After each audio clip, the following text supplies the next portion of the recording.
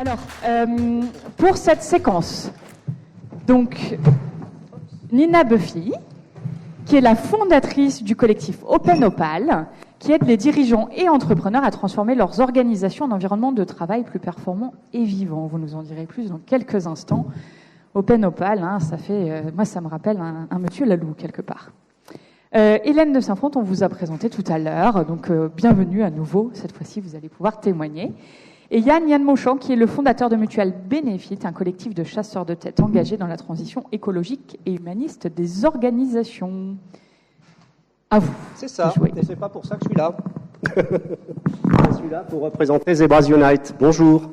Et je voulais vous demander si on pouvait commencer par peut-être réduire un tout petit peu l'intensité lumineuse, même s'il y a les caméras, fermer les yeux, et puis rentrer un petit peu en soi, et puis faire 3 grandes respirations. Je pense que tout le monde est déjà passé par là. Mais je pense que pour nous, aussi, à la sortie du slam, c'est une façon, en fermant les yeux, d'aller chercher à l'intérieur de soi ce qui vraiment nous anime. Et je vais me taire, ça va durer 15 secondes, et ça va nous permettre d'être vraiment mieux reliés les uns aux autres et mieux reliés à soi-même. Merci.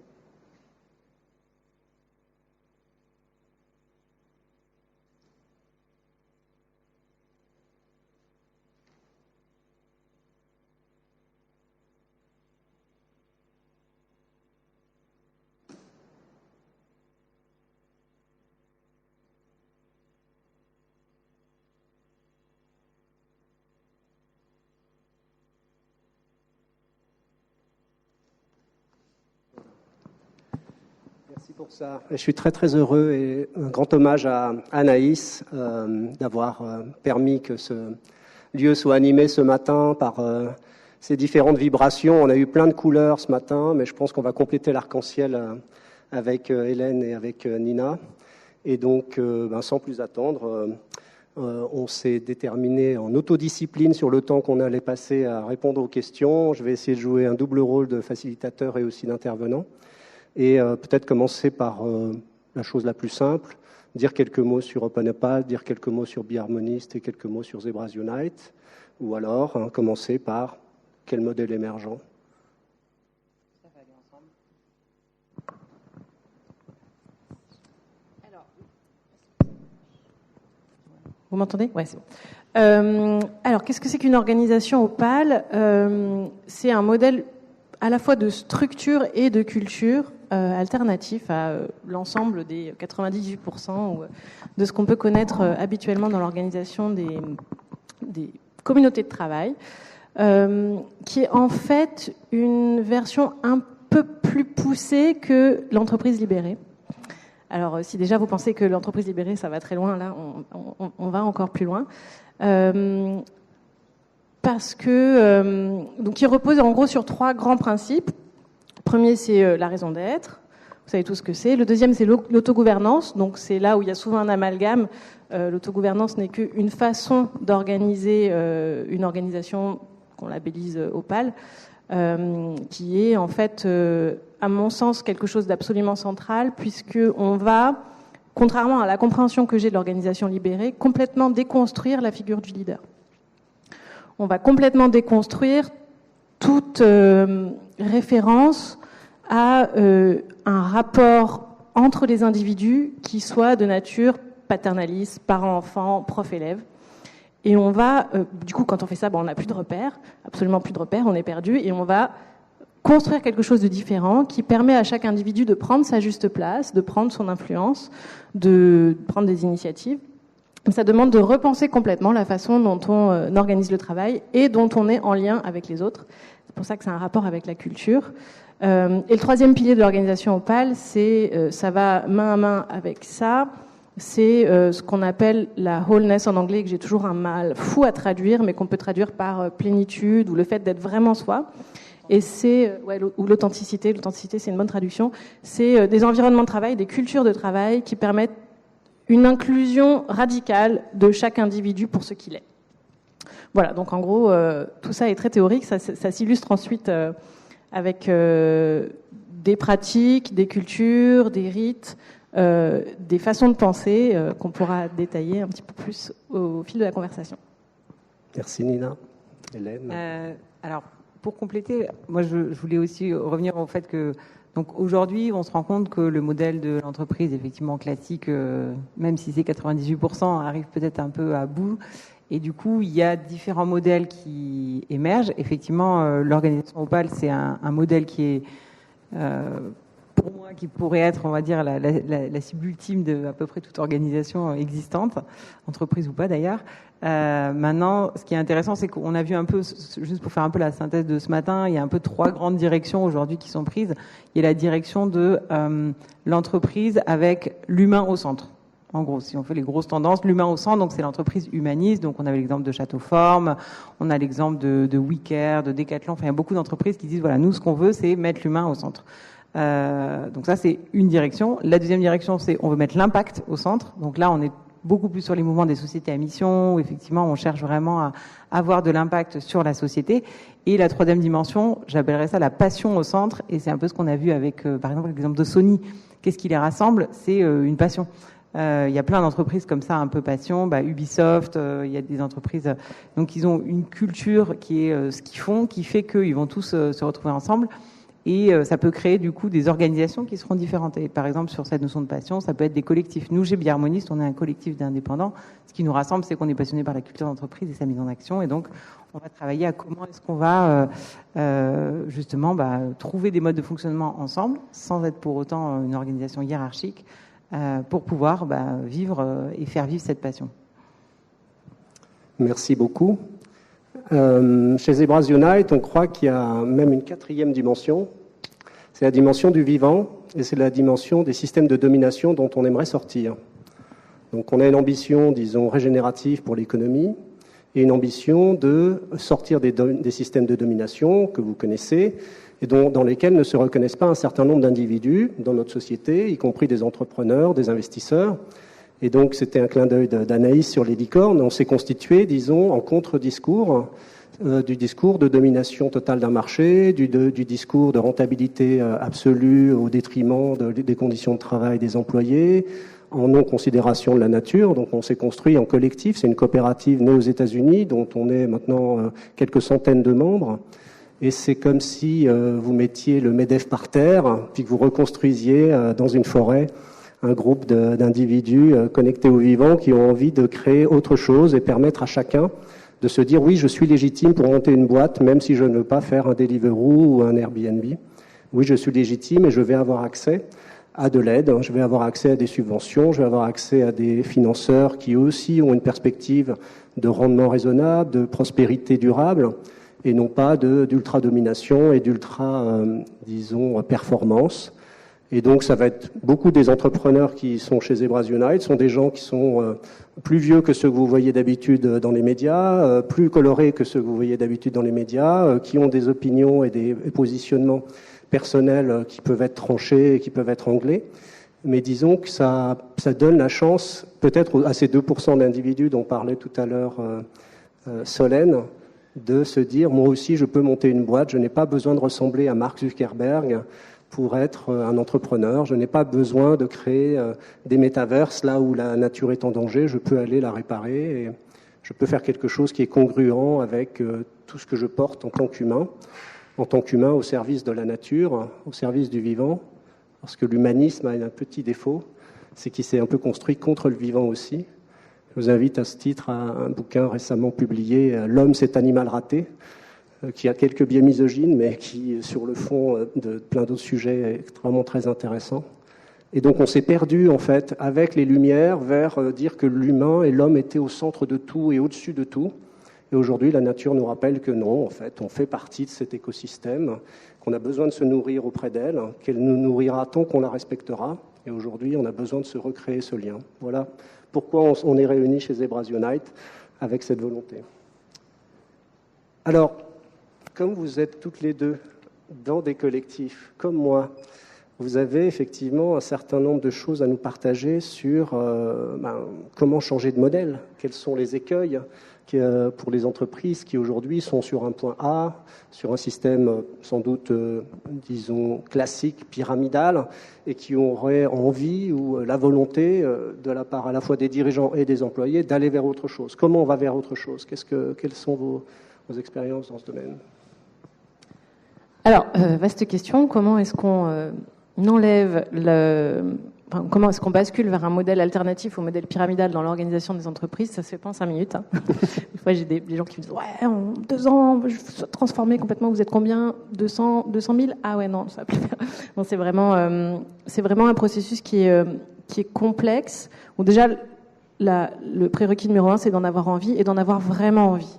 C'est-à-dire être prêt à vraiment traverser tout ce que c'est plus qu'un objectif, en fait, c'est vraiment c'est une expérience, cette transformation, parce que on va vraiment aller vers un changement de paradigme, une bascule de vision du monde, et donc pour ce faire, il y a effectivement des changements organisationnels à mettre en place dans l'organisation. C'est souvent, en tout cas, c'est souvent ce par quoi on va avoir l'envie de commencer, c'est-à-dire on va changer les pratiques RH, on va changer la politique de rémunération, on va passer en rémunération autonome, etc., etc. Mais c'est des choses qui sont faisables que si, premièrement, le dirigeant est capable de repenser complètement son rapport au pouvoir, de repenser complètement son rapport au travail. Qu'est-ce que je vais chercher dans le travail? Qu'est-ce que je vais chercher dans le statut? Qu'est-ce qui me nourrit? Qu'est-ce qui est important pour moi dans mon rôle de dirigeant? Et comment est-ce que je peux le nourrir ailleurs, autrement, quand le fait de diriger n'existe plus, en fait? Comment est-ce que je peux me retrouver, moi, en tant qu'existence propre? C'est des questions identitaires, en fait. Comment est-ce que je peux me retrouver, moi, en tant qu'existence propre? Comment est-ce que je peux redonner du sens à ma vie sans les signes extérieurs qui sont je dirige, je commande, je possède, qui sont ceux au quoi on a été biberonné d'aller chercher pour avoir une vie heureuse, entre guillemets. Donc comment est-ce que je remets mes besoins de l'âme au centre et comment est-ce que je les retrouve? Et donc il faut être prêt à faire ce saut-là. Et ça arrive quand même très souvent, ça m'est encore arrivé il n'y a pas très longtemps. J'ai été débauchée, on m'a recrutée, je travaille dans le secteur de la santé, Open Opal est un peu un side hustle, quelque chose que je fais vraiment par conviction. Et on est venu me chercher au ministère de la Santé parce qu'il y avait une équipe qui se montait, on avait besoin de mes compétences techniques, mais aussi l'équipe voulait être transformée en organisation Opal. Et je suis arrivée et au bout de 6 mois, ils ont compris que ça voulait dire qu'il fallait qu'ils lâchent leur pouvoir, qu'il fallait qu'ils lâchent leur autorité, qu'il fallait qu'ils lâchent plein de choses. Et ça n'a pas coupé. En 2 semaines, j'étais sortie. Hein. Donc, qu'est-ce qu'il faut pour changer? En avoir vraiment envie, être prêt à changer de peau, à changer de carapace, à se transformer. Et puis ensuite, lire beaucoup, parce que c'est des sujets qui sont très complexes, qu'on a tendance à simplifier. C'est vraiment, il y a énormément de complexité parce que justement, le principe, c'est qu'on monte d'un degré de complexité. Donc, la pyramide, c'est confortable parce que c'est très simple. C'est inconfortable parce que c'est trop simple, mais du coup, on peut pas négocier avec la complexité. Donc, il faut lire, apprendre, aller chercher les nuances, aller chercher l'individualité, réconcilier l'individu et le collectif. Après, une fois qu'on a cette capacité de transformation qui va avec, bien entendu, un chemin intérieur et le versant plus intellectuel, plus la théorie, on est à peu près bien équipé. Ça ne veut pas dire que, c'est mieux de le faire pas seul, c'est mieux de se faire accompagner par des profs pour la partie théorie, par des coachs pour la partie intérieure. Mais en gros, voilà. C'est comme ça que je répondrai à la question. Merci Nina. Alors pour compléter, moi je vais faire la boucle évidemment avec la notion de culture. Ce qui est vraiment important, c'est de se dire d'abord quel modèle correspond à votre culture. Et comme le dit très bien Nina, on peut pas faire une révolution. En général, une révolution, en fait, ce qui est très facile, c'est de tout casser. Par contre, le problème ensuite, c'est qu'est-ce qu'on reconstruit. Et en particulier, quand on a cassé un édifice qui est un système et qui fonctionne du coup en autonomie, une fois qu'on l'a cassé, il faut construire un tout nouveau système. Et ça, c'est très compliqué. Donc l'idée, c'est de se dire, faut pas aller trop vite.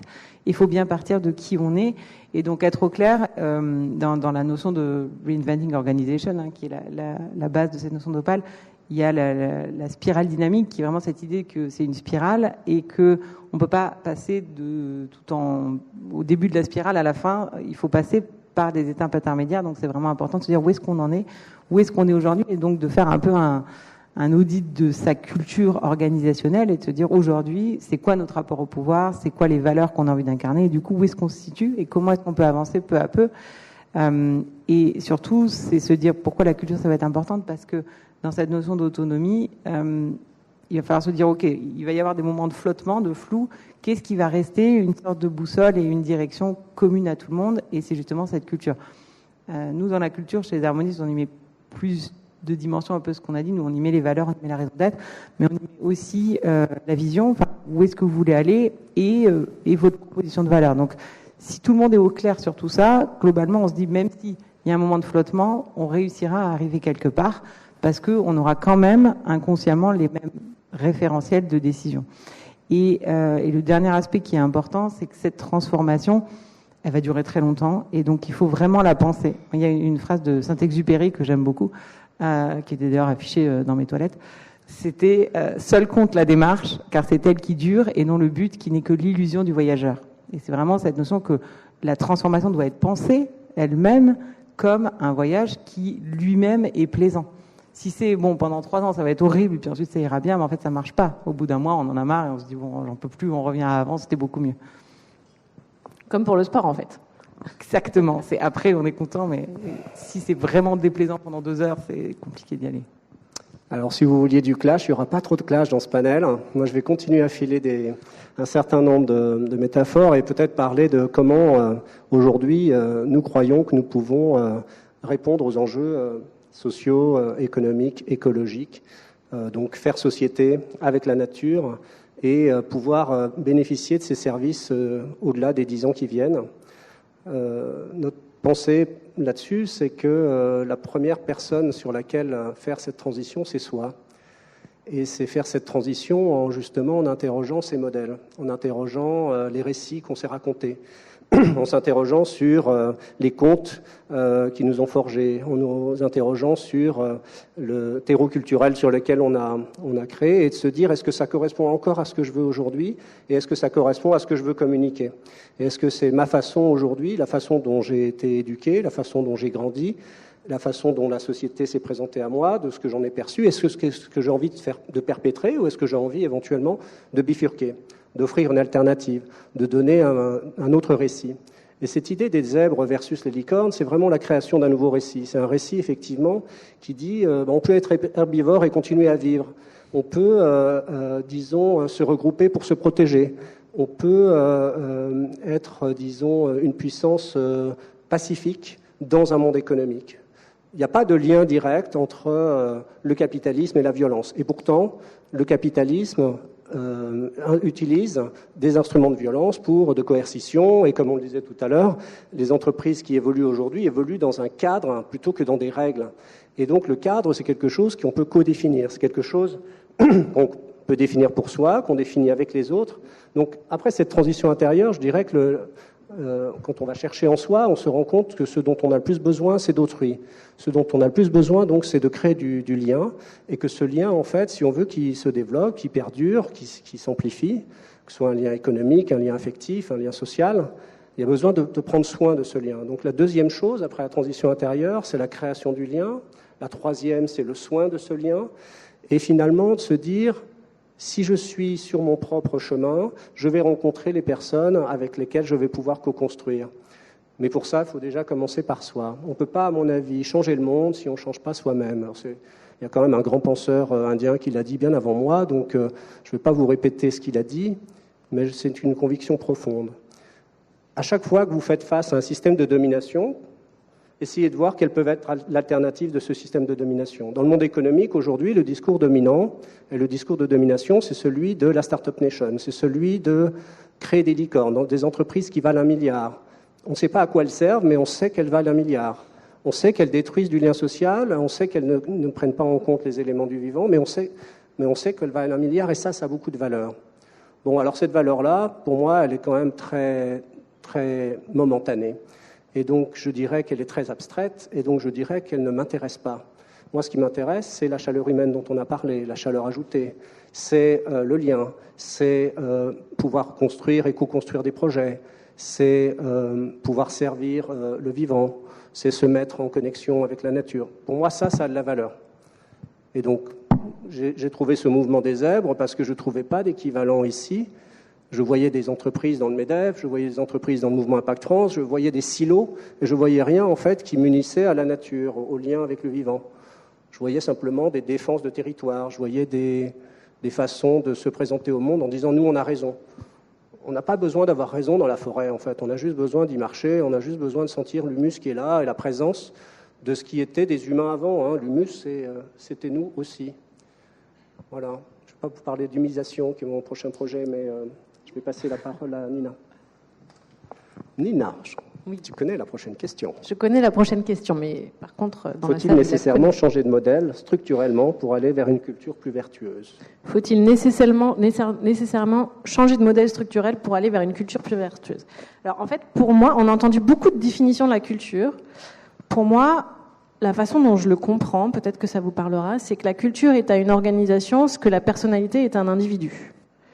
Personnellement, je n'ai pas l'impression d'avoir choisi ma personnalité. En revanche, je peux la conscientiser, je peux, en fonction de ce que j'ai envie d'être, mettre un peu plus d'accent pour développer ci, pour développer ça, je peux un petit peu l'influencer, mais j'ai pas de contrôle sur ce qui va s'exprimer dans telle ou telle situation. Pour moi, la culture, c'est un peu pareil. On peut pas la contrôler, mais on peut la nourrir. Le lien avec la structure organisationnelle est ténu, mais pour autant, en fait, on peut effectuer des changements culturels par du comportement, par du changement de croyance, sans avoir à toucher les lignes de commandement, grosso modo, et la façon dont on organise le travail. Ou, en d'autres termes, on peut transitionner vers un modèle organisationnel plus vivant par plusieurs portes d'entrée. Il y en a 4, en fait. Et ces 4 portes d'entrée sont la porte individuelle intérieure, individuelle extérieure, collective intérieure et collective extérieure. Tout ça a l'air très mathématique, mais je vais vous expliquer. Individuel intérieur, c'est comment est-ce que moi je me sens par rapport à cet environnement de travail et qu'est-ce que je peux changer en moi pour influencer autour de moi. Individuel extérieur, c'est quels sont ces comportements, quels sont les comportements, qu'est-ce que les autres vont pouvoir observer de moi dans ce changement. Donc l'intérieur, c'est qu'est-ce qui se passe à l'intérieur de moi. L'extérieur, c'est qu'est-ce que les autres vont pouvoir observer. Donc, c'est comment est-ce que je parle, quel est mon langage, comment je m'habille, à quelle heure j'arrive, est-ce que je suis en présentiel, est-ce que je suis en distanciel, est-ce que je mets des smileys dans mes emails, etc., etc. Donc, mes comportements. Et après, on a la même chose d'un point de vue collectif. Donc, le collectif intérieur, ça va être faire un travail sur la culture, les valeurs, essayer de conscientiser tout cet intangible qu'est la culture. Et le collectif extérieur, qui sont le tout petit bout, qui est la structure organisationnelle. Les process, les chaînes de commande, comment est-ce qu'on prend les décisions, comment est-ce qu'on répartit l'argent, etc., etc.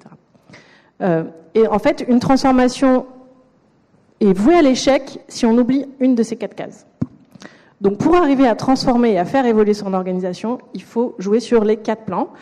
Je vous conseille de choisir celui qui est le plus confortable pour vous pour commencer, mais sans oublier les autres. Et si vous sentez que vous avez une petite faiblesse ou un petit peu moins d'attrait vers l'un ou l'autre de ces aspects, trouvez des partenaires, d'autres personnes qui ont la complémentarité d'appétence pour pouvoir apporter l'ensemble des 4 cadrans pour la transformation. Donc non, on n'a pas besoin de changer la culture, de changer la structure pour changer la culture, mais les deux se répondent. Et si on change l'une, l'autre va bouger forcément. J'ai l'impression que ce matin, c'était un peu comme un concours de métaphores sur la culture. Alors, je voudrais en rajouter une, qui est la culture comme, alors là, pour le coup, c'est 100% Covid-inspired, comme système immunitaire. C'est-à-dire, en fait, la culture, c'est vos globules blancs qui se baladent un peu partout dans le corps et qui repèrent. Et là, on a parlé de toxicité, etc. ce matin, qui vont repérer les éléments, entre guillemets, toxiques et, en théorie, qui vont les détruire. Et c'est là où on voit la force de la culture. C'est quand il y a quelque chose qui n'est pas bon pour le corps, est-ce qu'il est capable ou pas de se défendre et de rejeter l'élément toxique. Et c'est important de faire ce travail justement avant une transformation, de se dire est-ce que je suis bien déjà dans un corps sain, entre guillemets. Enfin, vous n'allez pas, je sais pas, vous lancer dans tiens, je veux courir un marathon, alors que vous avez des plaquettes ou des globules blancs qui sont au ras du plancher. Il faut déjà être en bonne forme et ensuite on peut se dire allez, je me lance dans quelque chose de nouveau que mon corps a pas fait et qui va l'amener peut-être à se transformer.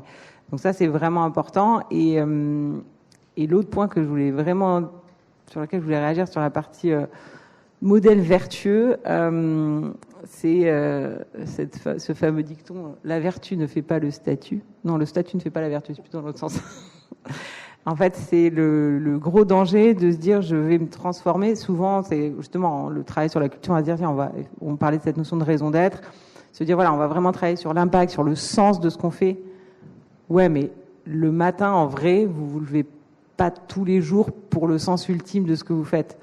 Et c'est hyper important de travailler au-delà des finalités de ce qu'on fait, c'est les modalités en fait. C'est effectivement avec mon équipe pratico-pratique, comment ça se passe, etc. Et donc c'est important dans la transformation, au-delà de poser effectivement une grande vision, de bien travailler ces trucs structurels qui vont juste faire que chacun déjà ajuste les... Je me rappelle d'un talk de Vinay Nayar, qui est un dirigeant indien qui a fait un truc incroyable dans sa boîte. Je vous encourage tous à lire Employees First, son bouquin.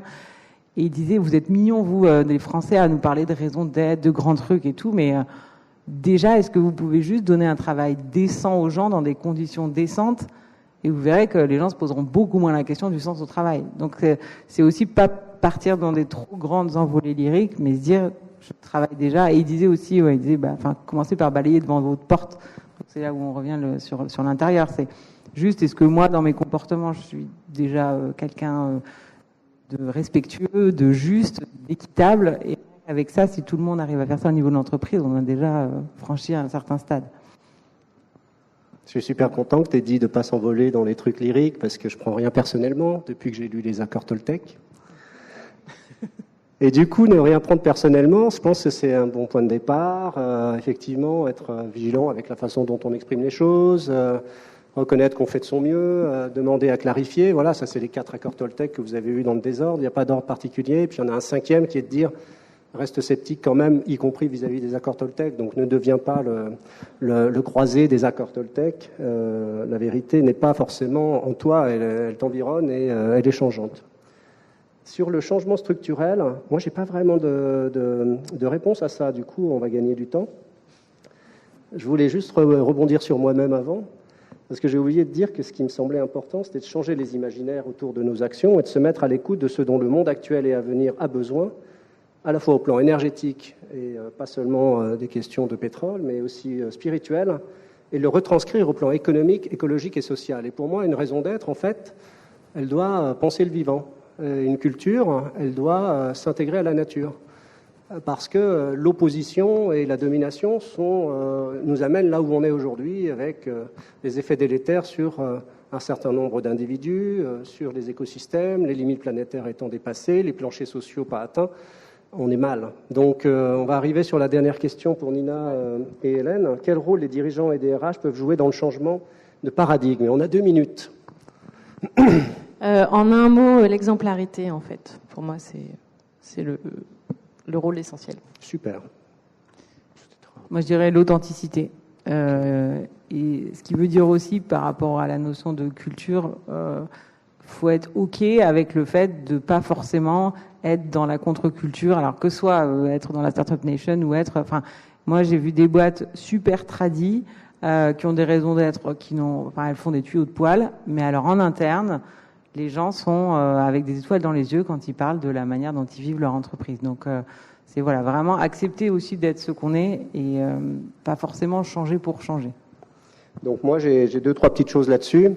Pour moi, c'est important de sortir de l'hubris, c'est-à-dire que l'homme peut tout dominer, sortir aussi de la société du spectacle, de la société du contrôle, pour ne pas citer Michel Foucault, d'incarner le changement qu'on veut voir advenir, et ça passe par renoncer à ce qui ne nourrit pas la raison d'être, à ce qui ne sert pas le vivant. Et c'est aller de l'ego vers l'écho, dans la majorité des cas, se poser la question, et qu'est-ce que cela donne de ralentir versus accélérer? Enfin, d'aller vers son calme, vers sa sérénité, accueillir à gratitude ce qui est. Merci. Merci.